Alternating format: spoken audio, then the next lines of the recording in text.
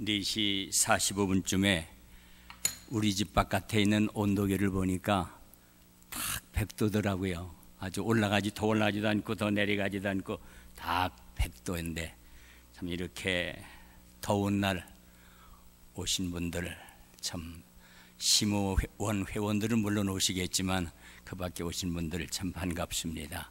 우리 한번 기도하겠습니다. 은혜로우신 아버지 하나님, 오늘 합당한 말씀을 주시옵소서. 성령님께서 저의 자취를 감추시고 아버지 원하시는 뜻만을 증거하게 해 주시옵소서. 예수님의 이름으로 기도하옵나이다. 아멘. 제가 어릴 때 그 마을에서 잔치집이나 결혼잔치나 혹은 3년 대상 잔치가 있는 그런 집에서 음식을 준비해 가지고 마당에 멍석을 깔고, 아마 여기 계신 분들은 다 이해가 잘 되실 거예요.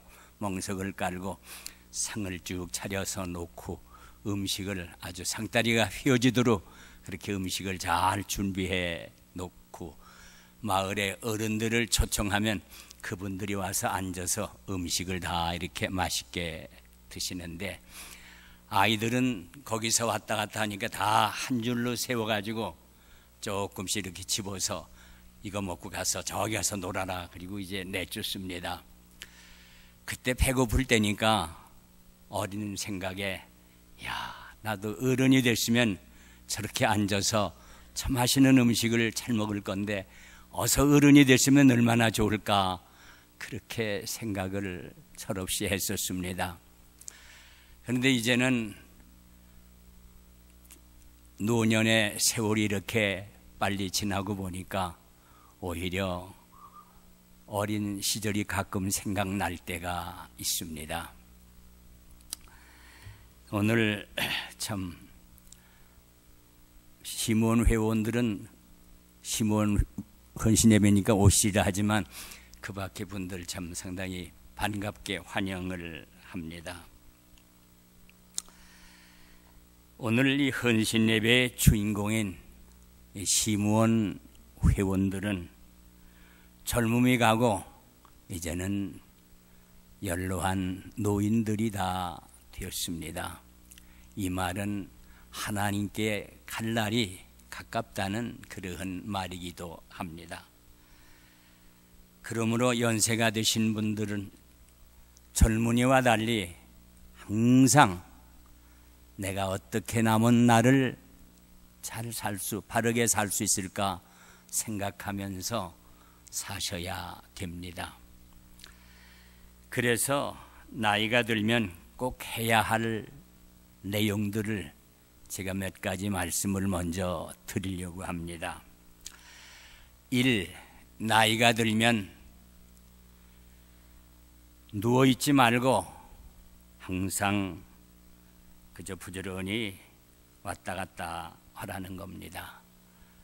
그래서 누우면 죽고 만다는 것이죠. 2. 어떤 때 마음에 들지 않는 그러한 경우가 닥쳐도 너그러이 받아들이는 여유를 가지십시오. 왜냐하면 모든 것이 다 내 마음대로 되는 세상이 아니기 때문에 그렇습니다. 3. 모여서 남을 흉보지 마십시오. 오히려 칭찬을 잘하면 그 사람의 존경을 받게 되어 있습니다. 이미 컴퓨터를 하시는 분들도 계시겠지만 아직 안 하시면 지금이라도 배우시면 치매를 예방한다고 그렇게 말합니다. 항상 성질을 느긋하게 가지십시오. 조급한 사람이 먼저 세상을 떠난다고 합니다. 6. 자주 목욕을 하십시오. 왜냐하면 정말 그래야만 곁에서 사람이 떠나지 않는다는 말입니다. 7. 좋은 책을 읽고 또 읽으십시오. 그러면 마음의 양식이 풍부하게 됩니다. 풍요롭습니다. 그리고 먼저 모범을 보이십시오. 그러면 젊은이들이 따르고 존경을 하게 됩니다. 9. 주는데 인색하지 마십시오. 되로 주면 경우에 따라서 말로 받을 때도 있습니다. 10.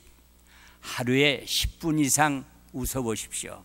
그러면 정말 참 건강에 너무 좋고 수명이 연장되고 인자한 어른으로 인정을 받습니다.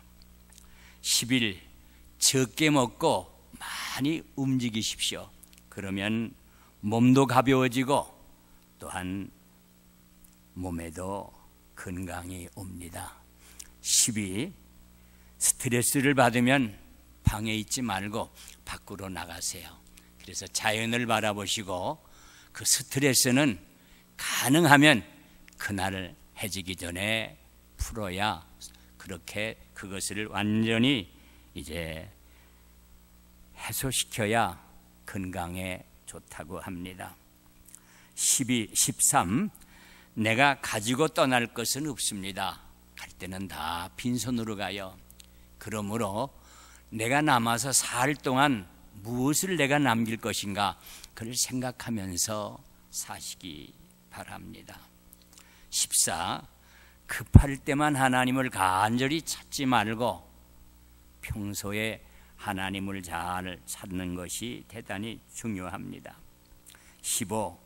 바른 신앙을 가지십시오. 하나님은 우주의 주인이시며 또한 모든 인간의 생사 화복을 주장하시는 분이십니다. 16. 외로울 때에 성경을 읽으십시오. 많은 사람들이 위로를 받으며 소망 가운데 살게 됩니다. 사람은 하나님께 대해서든지 사람에게 대해서든지 항상 감사하면서 사는 것이 대단히 중요한 일입니다. 나는 운동도 자주 하면서 비교적 건강하게 살아왔습니다. 그런데 내 패밀리 닥터가 몇 개월 전에 보통 전립선이 수치가 4면 괜찮은데 지금 37.3이니까 당장 비뇨기과에 가라는 것입니다. 그래서 비뇨기과에 갔더니 거기서 검진을 하면서 이것저것 보더니 아무래도 조직 검사를 해야 되겠습니다. 그래요. 그러면서 날짜를 정해줘서 그 조직 검사하는 날 가서 조직 검사를 다 했는데 12가지 전립선에서 12가지를 검사를 했는데 10개가 암이라는 거예요.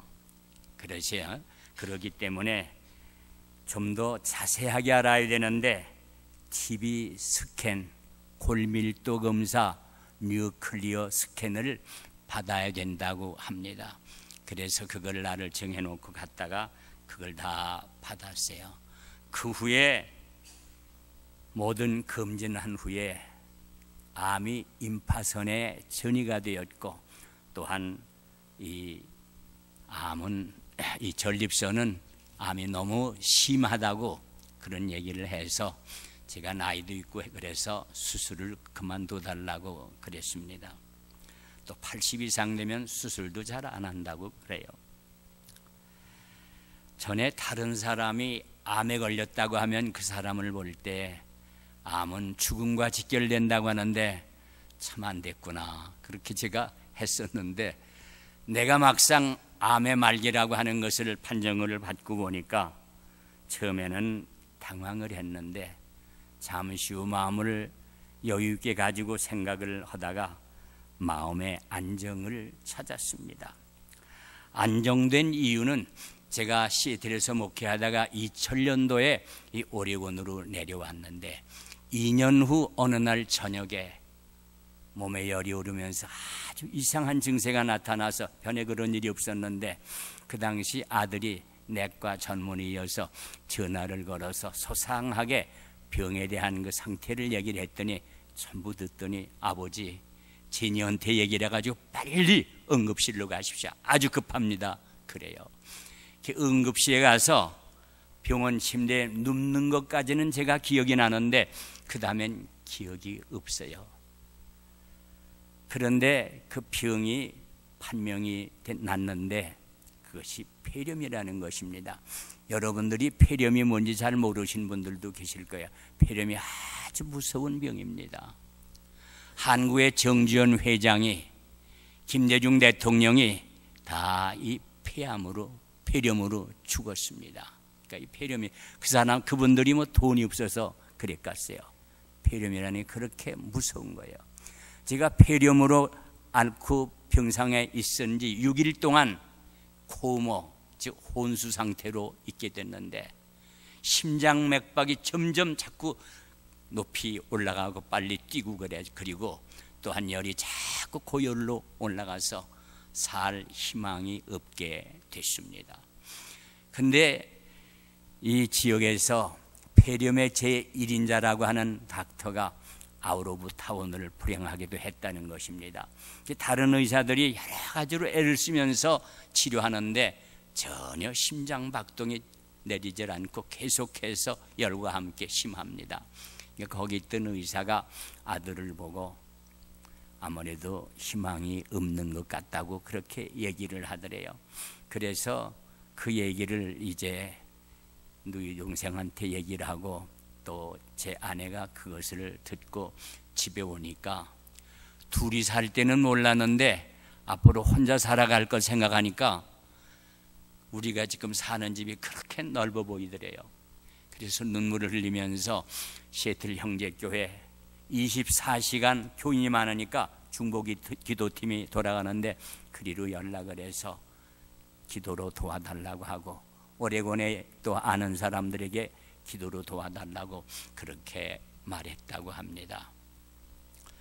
그런데 하나님께서 정말 참 뜻이 계셨는지 그 제1인자라는 닥터를 아웃 오브 타운에서 돌아오게 하고 다른 의사들이 그동안 금진했던 걸 전부 조사하면서 자기 나름대로 처방을 해서 하는데 하나님께서 그에게 지혜를 주셨음인지 제 심장 박동이 서서히 조금씩 원상으로 회복이 되기 시작을 하고 열로 차차차차 내리다가 다시 제가 소생을 하게 됐습니다.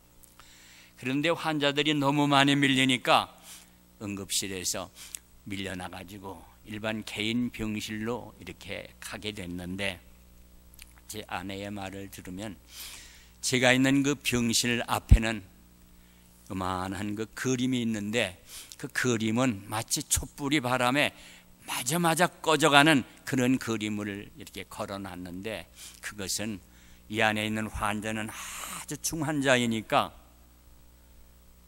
간호사들도 조심스럽게 출입을 하고 그 환자를 조심스럽게 다루어라 그렇게 하는 그러한 그 주의문의 그림이라고 하는 것입니다.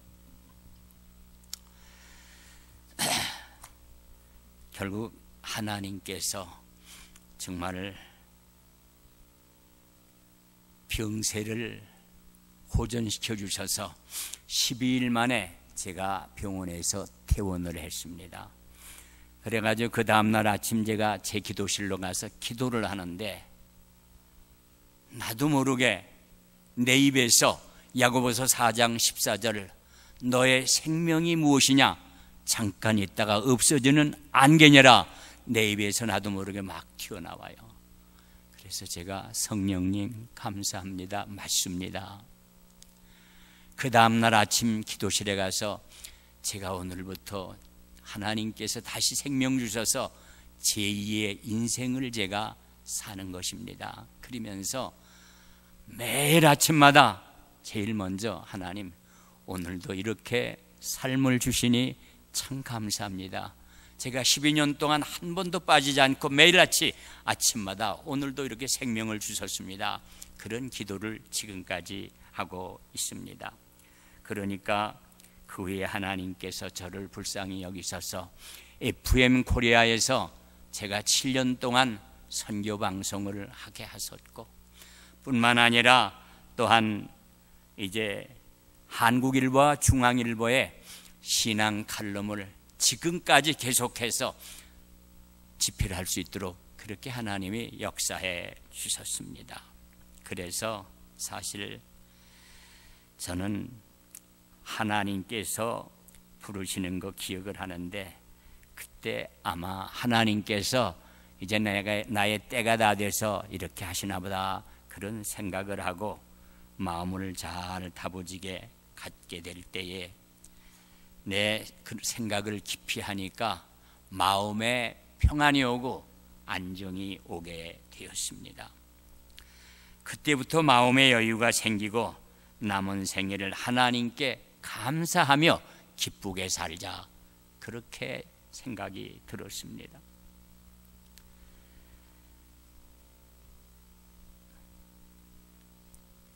다른 사람이 나를 어떻게 보는지는 모르지만 저는 사실 솔직히 하나님께서 지금 부르셔도 조금도 정말 아쉬워하지 않고 하나님 앞에 감사함으로 기쁘게 할렐루야 하고 갈 마음에 그런 작정이 서 있습니다.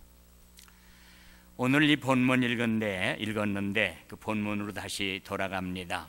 에베소 5장 15절에서 17절에 있는 말씀은 빠른 세월을 말씀하고 있는데, 세월을 아끼라. 여러분 자막을 이제부터 보시는데 성경 구절은 읽어주시면 고맙겠습니다.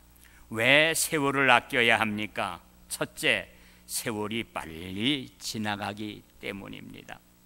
시편 다 같이 읽겠습니다. 시편 109편 23편 3절, 나의 가는 것은 석양의 그림자 같다. 이 말은 쉴 새 없이 계속해서 흘러간다는 그런 말씀이에요.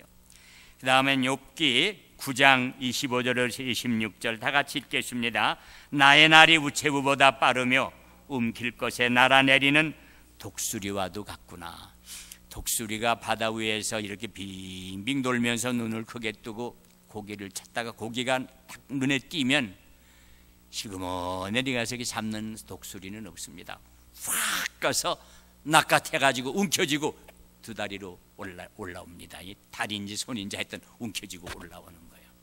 그렇게 빨리 지나간다는 그런 말씀을 하시는 것이죠. 다시 말하면 인생의 건강도 영화도 기쁨도 정말 사실 쇠하여가는 꽃처럼 뚜렷하게 빨리 그렇게 지나간다는 말입니다. 둘째, 남은 때가 길지 못하기 때문에 아껴야 합니다. 다 같이 고린도전서 7장 29절 읽겠습니다. 형제들아, 때가 단축하여진 거로 이후부터 세상 물건을 쓰는 자들은 다 쓰지 못하는 것 같이 하라. 개인의 수명도 길지 못하기 때문에 여러분 얼마나 더 사실 것 같습니까? 그렇게 오라지를 않습니다. 데살로니가전서 5장 2절 다 같이 읽겠습니다. 주의 날이 밤의 도적같이 이를 줄을 너희 자신이 자세히 알미라. 평안하다 안전하다 할 그때에 멸망이 호련히 오리라. 셋째, 다시 찾을 수 없으니 아끼라는 것입니다. 세상에서 귀중하다는 그러한 그 재물이나 지위나 또한 명예 등은 잃었다가 다시 찾는 수도 있습니다. 그러나 세월이라는 이 시간만은 한 번 지나가면 다시 찾을 수가 없어요. 그러니 금이나 은보다 더 많이 아껴야 한다는 그런 말씀입니다. 어떻게 세월을 아낍니까? 첫째, 악한 세대를 본받지 말아야 합니다. 로마서 12장 2절 다 같이요. 너희는 이 세대를 본받지 말고 오직 마음을 새롭게 함으로 변화를 받아 하나님의 선하시고 기뻐하시고 온전한 뜻이 무엇인지 분별을 하도록 하라. 죽은 물고기는 물이 흘러가는 대로 따라 내려갑니다. 그러나 산 물고기는 물줄기를 힘차게 거슬러서 올라갑니다. 아무리 우리의 믿음이 죽은 믿음이라고 하면 교회는 10년, 20년 나온 지 오래됐다고 자랑을 하면서도 세상 물결 흐른 대로 따라 나가는 사람이 있습니다. 그러므로 악한 세대를 본받지 말고 정신을 차려야 합니다. 그럼 오히려 우리로 하여금 사람들에게 그리스도를 본받게 해야 하는 거예요. 둘째, 선행할 기회를 놓치지 말아야 합니다.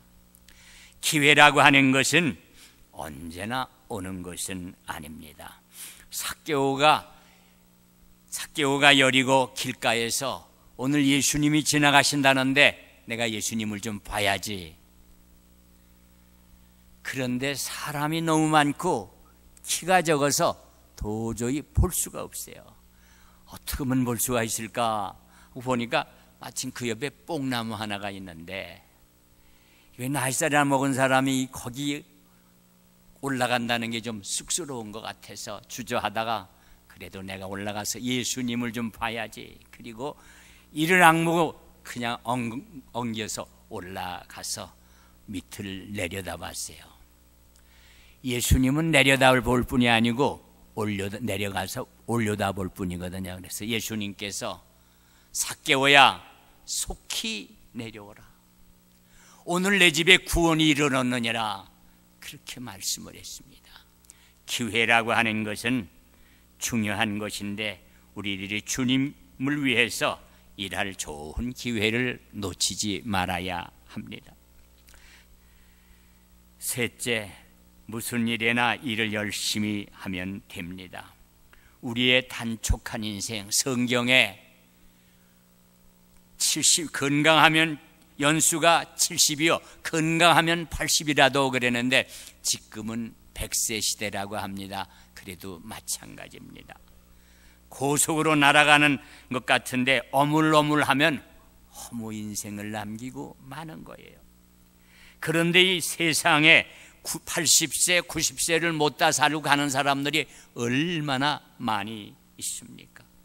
그러므로 열심을 다하여 살아있을 때 주님 기뻐하시는 일을 여러분들이 다 하셔야 합니다.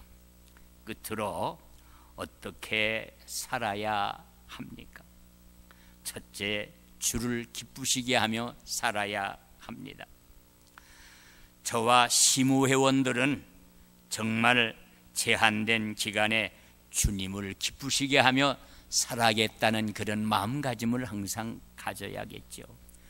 우리가 정신 차리지 않으면 우리는 좁은 길로 가지 못하고 넓은 길로 가다가 결국은 새 속에 물들어 타락하게 됩니다. 바울은 고린도후서 5장 9절을 다 같이 한번 읽겠습니다. 그런즉 우리는 살든지 떠나든지 주를 기쁘시게 하는 자 되기를 힘쓰느라. 우리가 주님을 기쁘시게 하며 살아야 되겠죠. 둘째, 언제나 은혜 받는 생활을 갈망하면서 살아야 됩니다.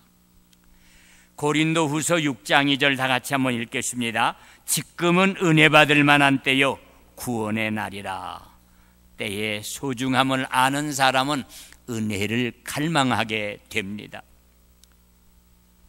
지난날에 예수 잘 믿고 믿음으로 일을 잘했다 하더라도 보라 지금이라는 이 시간 잘하지 않으면 안 됩니다.